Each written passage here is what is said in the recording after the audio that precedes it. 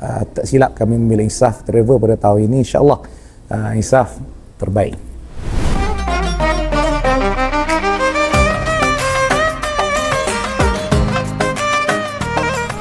Bismillahirrahmanirrahim. Assalamualaikum warahmatullahi wabarakatuh.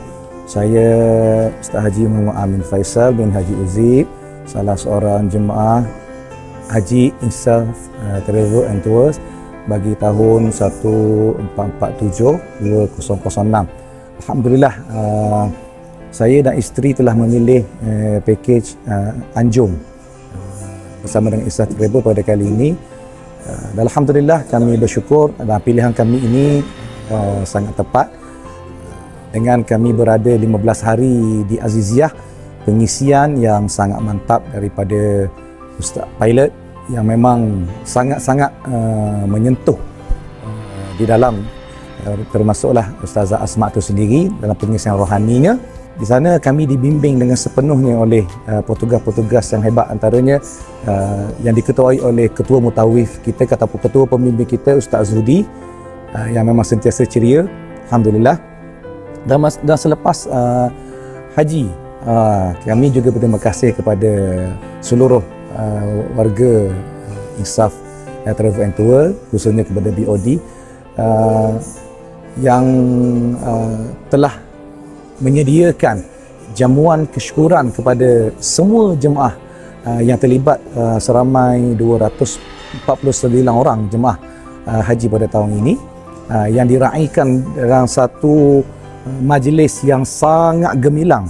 Kami ataupun saya difahamkan lebih daripada 100k lah, lebih kurang anggaran, dan sangat-sangat meriah. Dan tak dikecuali juga kami diberikan hadiah 1 botol minyak wangi setiap orang tu. Yang lelaki dapat yang jenis lelaki, yang perempuan dapat jenis perempuan. Kata silap saya jenama Rif. Alhamdulillah sangat wangi. Dan banyak lagi lah.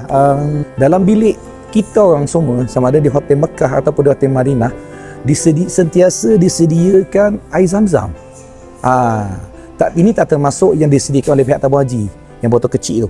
Yang ni Insaf sediakan botol besar. So ada 4 orang sebilik ke 3 orang sebilik ke, dia sediakan botol besar.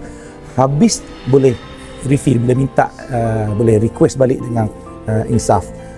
Itulah banyak yang disediakan kepada kita lah.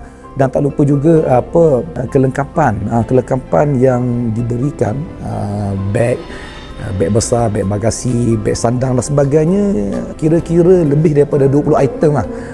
Sangat berbaloi lah. Jadi sekali lagi saya mewakili juga isteri saya, Hajah Nur Izzati binti Osman, mengucapkan ribuan terima kasih kepada semua warga Insaf.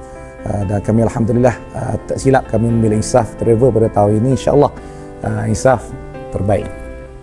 Insaf dulu baru haji, alhamdulillah.